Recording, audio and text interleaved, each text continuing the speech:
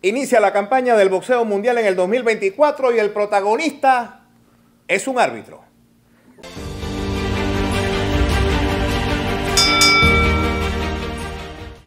Desde los estudios de lo mejor del boxeo en Ciudad de Panamá, Juan Carlos Tapia Rosas y Daniel Alonso para nuestra primera entrega de este año. El viernes habías tenido un problema de salud. Sí, ya estoy bien, tranquilo. Me alegro. Así que lo estamos haciendo hoy, lunes, porque eso es una excepción. Vamos a seguir haciéndolo los viernes, ¿verdad? Correcto, sí. Los viernes vamos a seguir haciendo round de estudio. Gracias por ese interés del público. Veo la cantidad de vistas que tienen estos pequeños coloquios, por llamarle de alguna manera, que hacemos Juan y yo sobre temas de interés. Este no va a ser la excepción. Un árbitro, ese árbitro se llama Tony Weeks. Sí. Que para algunos ya es el Speedy González del boxeo porque detiene las peleas de una manera muy rápida. En una pelea de tanta importancia como la que vimos el sábado recién pasado, Tony Weeks reitera lo que había hecho hace un par de meses atrás en la pelea de Ismael Barroso ante Rolly Romero. No, dio la coincidencia que esta pelea donde también actuó mal Tony Weeks, que fue la pelea de Virgil Ortiz, Daniel, también participó Ismael Barroso. Correcto. Y esta vez sí pudo ganar. Exacto. Sí pudo ganar porque ganó por nocaut en el primer asalto, Daniel. Bueno, vamos entonces a arrancar. El concepto general es que el árbitro cumple una tarea muy importante en todo evento deportivo. En un combate de boxeo, obviamente que también, porque contrario a lo que muchos creen, Juan, una de las primeras, de los primeros objetivos o tareas de un árbitro de boxeo es velar por la integridad física de los boxeadores. Recuerden que el árbitro es aquel que tiene la capacidad de detener un combate de boxeo, ni siquiera el médico, porque el médico recomienda, pero es el árbitro el que toma la medida de detener un combate. Y esto tiene un fundamento jurídico, deportivo, de salud, muy válido, muy indiscutible, diría yo, porque no hay nada más importante que la vida del atleta. Pero, ¿qué pasa? ¿Cuántas veces nosotros hemos dicho aquí, Juan Carlos, que es mejor que un árbitro se equivoque deteniendo la pelea un golpe antes que un golpe después? Pero en el caso de Tony Weeks nos llama la atención la rapidez, al menos en dos peleas importantes, en menos de un par de meses que se han dado, y yo creo que eso amerita que hagamos una evaluación. Bueno, por lo menos en la pelea de Barroso con Rolly Romero, ni siquiera fueron golpes que conectó Rolly Romero. Barroso estaba esquivando todos los golpes, Tony Weeks estaba en una mala posición. Luego la excusa de Tony Weeks fue que no, es que como Barroso tiene 40 años, yo estaba muy preocupado por él. Entonces, ahora, Daniel, en la pelea de Frederick Lawson contra Virgil Ortiz, en el primer asalto, Ortiz tira una andanada de golpes y Weeks pareciera que como que está muy proteccionista últimamente. No sé si será por la edad ya. Tony Weeks tiene 67 años. De repente yo he escuchado de muchos amigos míos que tienen más edad que yo, que uno se vuelve como más, como se llena de compasión. Más compasivo. Más compasivo con la edad. Ahora, primero, 67 años que Tony Weeks no aparenta verdaderamente. Sí, pareciera físicamente es una persona, se ve físicamente bien, es un hombre que tiene una gran experiencia en peleas de campeonato mundial, él es oficial de Las Vegas. Tony Weeks empieza como oficial de boxeo en Arizona, en la Comisión de Arizona, por allá por los años 90. No conozco bien la historia, pero me imagino que Tony en algún momento se mudó a Las Vegas, donde él reside, y obviamente hizo la mejor parte de su carrera en Las Vegas. Pero la primera pelea que Tony Weeks dirige como árbitro en una pelea de choque mundial fue en Arizona, en una pelea de Eloy Rojas, el venezolano, contra un filipino, que se me va el nombre ahorita, y lo recuerdo muy bien porque era una pelea de la AMB donde Aurelio Fiengo, un gran amigo de esta casa, fue el supervisor. Y de ahí hacia adelante Tony Weeks se ha convertido en un protagonista, por ejemplo, de eventos que marcaron pautas en la historia del boxeo mundial. Solamente te voy a mencionar a José Luis Castillo con Diego Corrales, que bueno, ahí está esto yo sabíamos que nos iba a tomar más de un asalto, pero vamos a darle más de un asalto, Juan, porque esto no es tan a la ligera de decir Tony Weeks actuó mal o actuó bien. Aquí hay que lucubrar, aquí hay que brindarle elementos a la gente para que comprendas qué es lo que está pasando. ¿Por qué digo todo esto de Tony Weeks? Para sustentar primero que es un hombre que físicamente, al menos así yo lo veo, un hombre que luce sano, luce en sus plenas facultades, que no es lo mismo que puedo decir yo, por ejemplo, de Pat Russell, por ejemplo. Sí, que ¿te acuerdas? Se ve como un viejito. ¿Cuántas veces dijimos ya Pat Russell se ve como un viejito y uno piensa que ya no debería estar porque los reflejos no son los mismos, hasta un golpe que reciba le puede hacer un daño? No es el caso de Tony, pienso yo, no sé, ¿Qué es lo que puede estar pasando entonces con Tony Weeks? Mira, esto crea mucha suspicacia, Daniel, cuando un árbitro, sea Tony Weeks o sea el que sea, para una pelea cuando, entre comillas, no debe, porque todos sabemos que en el boxeo hay apuestas y tú puedes apostar, Vergil Ortiz gana en el primer asalto. Wow. Entonces eso deja pensar posibilidades, ¿no? Que uno no quiere imaginarse que un árbitro sepa en qué asalto va a detener el combate, le dé esa información a un amigo. O sea, esas son suposiciones, Sí, cosas son que pueden suposiciones. ocurrir. Daniel, pero también, mira, Tony Que Weeks- pudieran ocurrir, Juan, Sí. pero que en honor a la verdad sería muy difícil poder Probarlo. al menos que alguien se inmolara Sí. y dijera, mire, yo no puedo dormir, Sí. a mí un Yo- árbitro tal me propuso esto. Digo, y eso tú sabes que va a ser difícil que ocurra. Entonces, mucha gente solo se acuerda de las malas actuaciones recientes de Tony Weeks parando peleas antes, como esta de Vergil Ortiz y la de Rolly Romero con Barroso. Pero Tony Weeks tuvo 2 peleas donde por no detener la pelea, el boxeador sufrió consecuencias graves. ¿Tienes esos datos ahí? El 5 de noviembre de 2022, hace poco, cuando David Morrell, el cubano, peleó con el kazajo Aidos Yerbosinoli. Yerbosinoli quedó en coma. Quedó muy mal. Él ya está recuperado, Yerbosinoli, pero él quedó en coma. Y mucha gente le dijo a Tony Weeks, te demoraste. Eso fue nocaut en el último asalto. Sí, así es. Y hace mucho tiempo, Daniel, en el 2005, hace casi 19 años, Levander Johnson defendía el campeonato ligero de la FIBA ante Jesús Chávez y Levander Johnson Muere murió. un par de días, Murió unos días después. 5 días después de la pelea y Correcto. el árbitro era Tony Weeks. Oh. Entonces, para poner en contexto que no solamente puede ser impericia o una posible corrupción de Tony Weeks, sino que él tiene 2 casos donde él no detuvo la pelea. Y tú te imaginas lo duro que debe ser para Tiene un que ser, árbitro tiene que ser. no detener una pelea y que el boxeador caiga en coma o muera. Tiene que ser. Entonces pudiera ser también que esto, o sea, lo de Johnson fue hace muchos años, pero con lo de Yerbosinoli, que fue hace menos Sí, de hace 2 poco. años, pudiera ser que Tony Weeks está predispuesto ya a detener las peleas antes. Y aunque fuera así, o sea, que no es por maldad ni por dolo, sino que es por algo Ni interno por, en ni él. por corrupción. Él sino- tampoco califica para ser De árbitro nuevo. si es así. No importa, vamos ya a la señal de advertencia, pero vamos a dar un asalto más, Juan, porque Sí. esto no podemos dejarlo así colgando, ¿no? Y entonces- Ahora, Juan, esas cosas, ese aspecto humano, por llamarle de alguna manera, del hombre que imparte justicia, no se pueden soslayar ni se pueden descartar, porque al final de cuentas es un ser humano el que está en el ring. Esas cosas pudieran haberle afectado para que él tome como yo decisiones. pienso que sí, Daniel. Y también yo pienso la solución de esto, porque hay árbitros como Jack Reese que Pero ese es lo contrario. sí, se demoran en detener las peleas. Yo pienso que debería haber un cuarto juez, pero no para anotar la pelea, sino como un segundo árbitro afuera del ring, que solo estuviera ahí para ver si se detiene la pelea o no. Porque el árbitro tiene muchas cosas que ver Sí. y parar la pelea o no es una Sí. decisión muy importante, Daniel, porque es una decisión final. Sí. Si tú paras la pelea, por ejemplo, si un árbitro de fútbol se equivoca y marca una tarjeta roja o una falta, está bien, es un error, pero el juego no se acaba ahí. No, y que incluso ya se puede corregir, incluso. Exacto. Con Pero el acá en VAR. boxeo, si el árbitro para la pelea, ya se acabó. Sí. Bueno, hay casos donde Salvo como uno que hubo en Costa En Rica, Costa Rica, el 23 de diciembre, sí. pero no lo voy a tocar ahora porque no Sí. quiero desvirtuar el tema. Pero Juan Carlos, pero déjame hacer una aclaración, porque recuérdate que aquí nos ven miles de personas en el mundo entero, algunas muy documentadas, otras no tanto.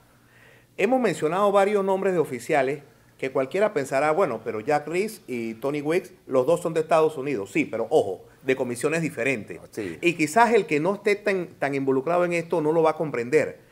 Pero es que hay comisiones, por ejemplo, ¿cuántas veces nosotros hemos dicho que los oficiales en Nueva York, por ejemplo, Para las peleas rápido? Exactamente, Porque hayan pasado- porque hubo antecedentes de situaciones que los llevaron a eso, que los han demandado. y que todo. los han demandado, incluso otros no. Yo siempre he dicho, a mí me llama la atención Jack Reese, él demora mucho en responder, en detener las peleas. En el caso de Tony Weeks es lo contrario, es como, ¿cómo se logra, Juan Carlos, o cómo se pudiera, bueno, ya tú has dado una idea que habría que madurarla, pero ¿cómo se le puede explicar a ese fanático promedio que nos está viendo de que lo que hizo Tony Weeks, primero, es correcto, está dentro de lo reglamentario, el juez tiene esa que- potestad y tiene esa autoridad? Es que es totalmente discreción del árbitro.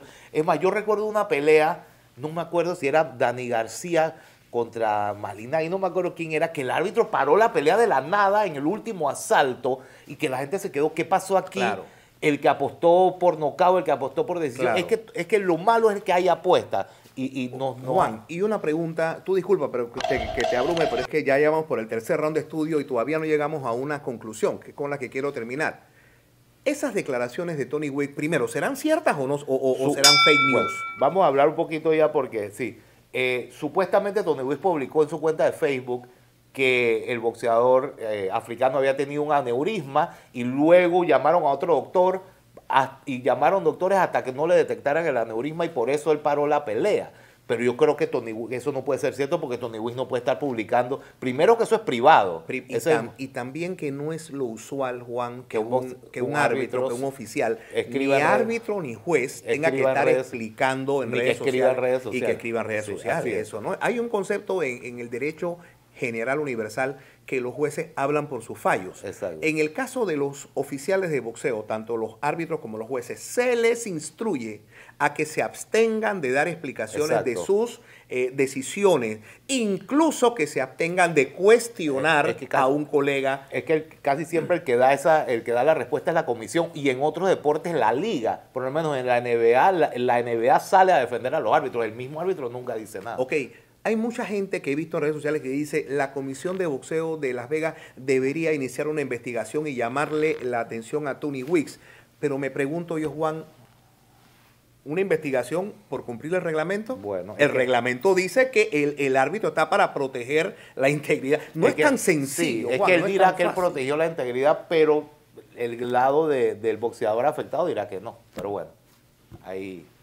Bueno, quiero, con tu permiso, sé que nos hemos extendido un poco, sé que hay mucha gente contenta, hay gente que quisiera que mandáramos 3 asaltos más, pero yo creo que no podemos terminar esta edición de Round de Estudio sin un reconocimiento a un atleta venezolano de 40 años de edad, muy querido en Panamá porque hizo campaña aquí, hizo muchas amistades aquí. Lo que hizo Ismael Barroso ante Ojara Davis es verdaderamente sobresaliente. No, y lo que hizo ante Rolly Romero también, pero bueno. Así que felicidades, Ismael Barroso. Campeón interino por segunda vez en su carrera, ya lo había sido en los pesos ligeros, ahora en las 140. Debe venir entonces la revancha con Rolly. Con Rolly Romero, sí, pero sin Tony Wick como árbitro. Sin Tony Wick como árbitro. Y aquí Barroso noquea a Rolly. ¿Verdad? Con cualquier otro árbitro.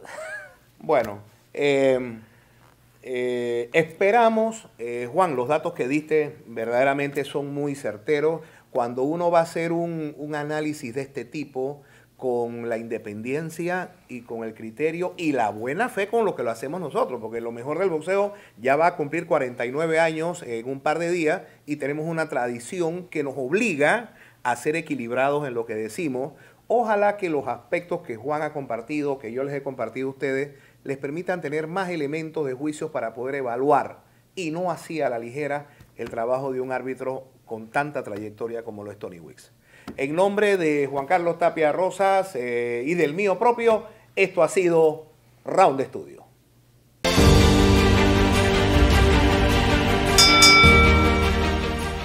Este es el momento para que evaluemos, Juan Carlos, amigos televidentes, esta campaña del 2023 que afortunadamente muchos de los grandes eventos que se dieron los transmitimos nosotros a través de nuestras transmisiones internacionales.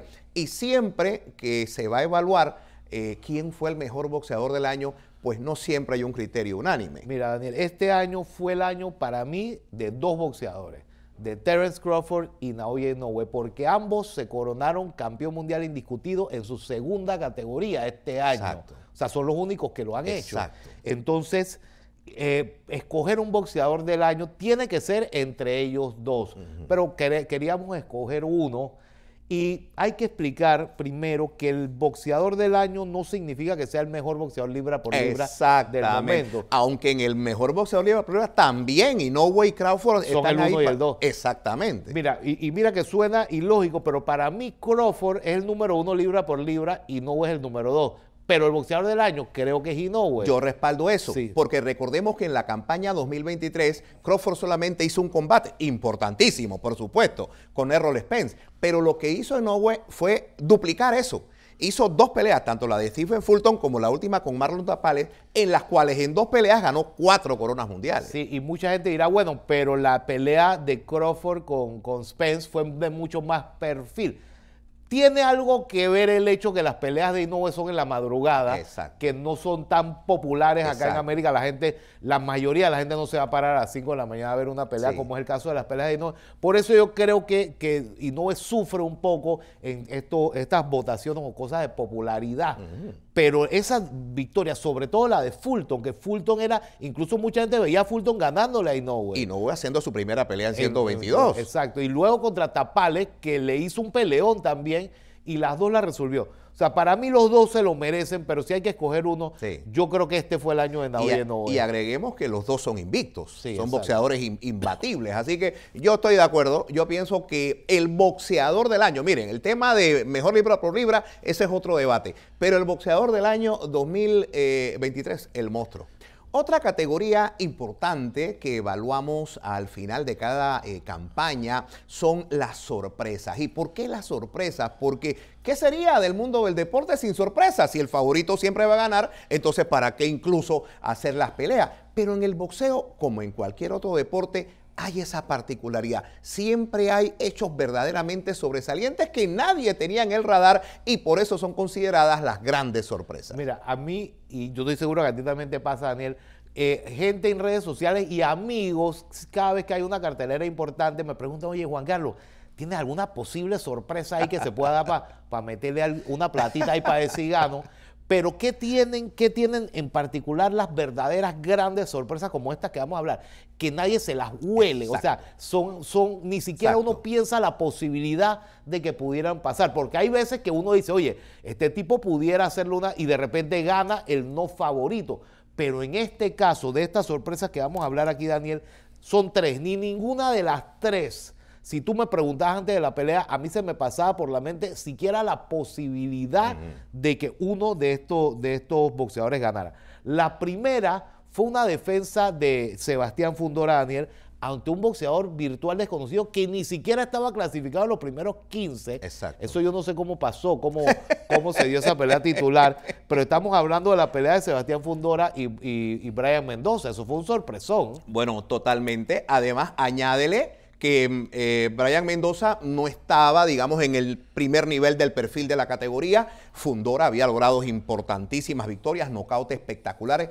Esto era lo que se llama en el boxeo habitualmente una pelea de trámite, donde nadie se le ocurre pensar que el gran favorito pueda perder. Esa es una. Ahora vamos a verlas todas, pero vamos a hablar de ellas primero. Otra que también era de trámite, Daniel, era la defensa de Robeisy Ramírez ante Rafael el Divino Espinosa, que nadie sabe. Es más, se hablaba de que Inoue iba a subir a las 126 y su primer rival iba a ser el campeón Robeisy Ramírez, sí. Pero Robeisy se enfrentó al Divino. Si a Brian Mendoza no lo tenían en el radar, al Divino menos. El Divino creo que era como el 8 o el 9, estaba en la mitad de la tabla de las clasificaciones mundiales. Boxeador invicto, sí, es un boxeador imbatible, pero que no tenía rivales de alto perfil o nadie podía imaginar que iba a ser una amenaza ante Robeisy Ramírez. Y la tercera de las grandes sorpresas del año, el que dio la sorpresa sí era conocido. Lo que pasa es que el sorprendido